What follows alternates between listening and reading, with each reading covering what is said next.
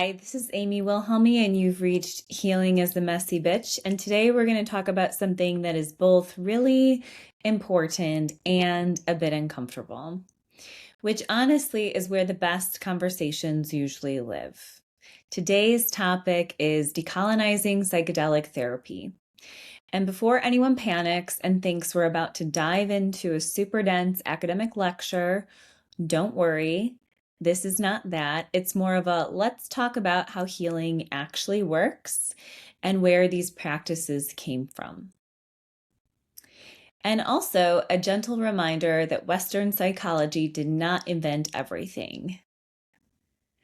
Sometimes therapy culture acts like someone in Silicon Valley discovered it, and suddenly it's like, breaking news, we have discovered mushrooms, we've discovered consciousness.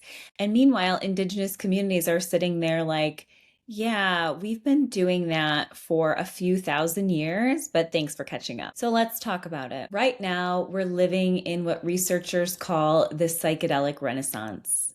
And there is a huge wave of research happening around substances like psilocybin, MDMA, ketamine, and these therapies have been studied for things like PTSD, depression, addiction, trauma recovery.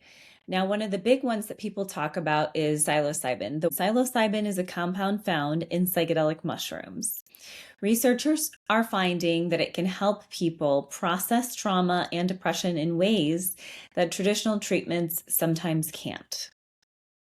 Another therapy getting attention is ketamine. Ketamine-assisted psychotherapy is often called CAP, and it can create temporary shifts in consciousness, and this helps people explore emotional material from a new perspective. And the research around this is honestly pretty exciting. But here's the thing. None of this is actually brand new. Humans have been doing this for a long time, long before modern therapy offices, long before neuroscience labs. Humans were already using plant medicines for healing. Across many cultures, these medicines were used in structured ceremonial settings guided by experienced healers. These medicines were used in structured ceremonial settings guided by experienced healers. For example, in parts of the Amazon, there is a medicine that's called ayahuasca. And another example is peyote. And there's also iboga. And these medicines have been part of indigenous healing traditions for generations. They were used in ceremonies that included community support, spiritual guidance, and cultural meaning. So when modern science started studying these substances again, researchers were actually stepping into knowledgeable systems that already existed. And that brings us to the conversation about decolonizing therapy. What does decolonizing therapy actually mean? Let's break that phrase down because it can sound really intimidating. Decolonizing therapy basically means examining how Western systems sometimes take the knowledge from other cultures without acknowledging where it came from. Historically, indigenous healing practices were often dismissed as unscientific, but then Western researchers studied those same practices and suddenly they were considered legitimate. Which, if we're being honest, is a little ironic. Decolonizing therapy is about correcting that pattern. It means recognizing that healing knowledge exists outside of Western psychology too, and approaching those traditions with humility. Western psychotherapy has traditionally focused on the individual mind. You sit in a room, you talk about your thoughts, you analyze your feelings, and that can be incredibly helpful. But many indigenous healing traditions approach mental health differently. They see healing as something that happens through a relationship. Relationships with community, family, nature, spirituality. Healing is not just about what happens inside a person's brain, it's about restoring connection. Interestingly, modern trauma research is starting to say something very similar.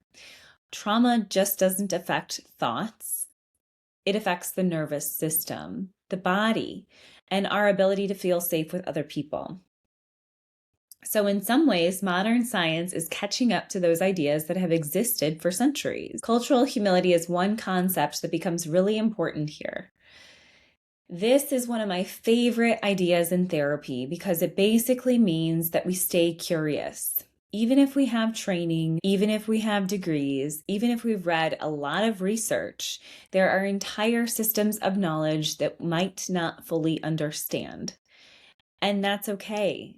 Humility just means that we acknowledge that, we listen, we respect where ideas came from, and we avoid acting like we invented it. Access and equity is another part of this conversation. Right now, psychedelic therapies can be very expensive.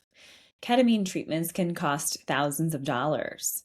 Retreats can cost even more, which means that people who can access these treatments are often those with financial privilege. But trauma affects people across every community, and in many cases, marginalized communities experience higher levels of trauma due to systemic stressors. So, if psychedelic therapy is going to become a meaningful part of mental health, which it is, we also have to think about who gets access to it. Ethical psychedelic therapy includes things like proper therapist training, informed consent, cultural awareness, safe preparation, and integration. It also means acknowledging the cultural origins of many of these. When therapists approach this work with humility and respect, psychedelic therapy can become part of a larger healing conversation rather than something that is extracted from it. At the end of this day, this conversation isn't about blaming anyone. It's about awareness. Humans have been searching for healing for thousands of years. Every culture has developed ways of caring for emotional suffering. Modern psychotherapy is just one chapter in a much larger story. And the more that we learn from different traditions, the richer our understanding of healing becomes.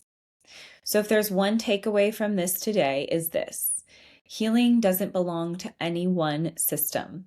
Not Western psychology, not neuroscience, not psychedelic research. Healing is something humans have been doing together across cultures for a very long time.